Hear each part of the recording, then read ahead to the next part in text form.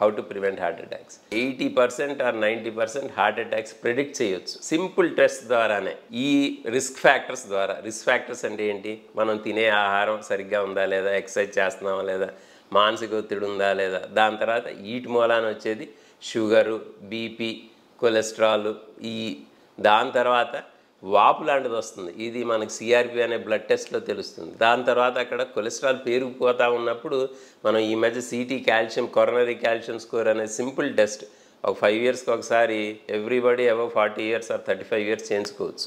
అక్కడ గుండె రక్తనాళాల్లో కొలెస్ట్రాల్ పెరిగిపోతుందా లేదా అనేది ముందే తెలుస్తుంది.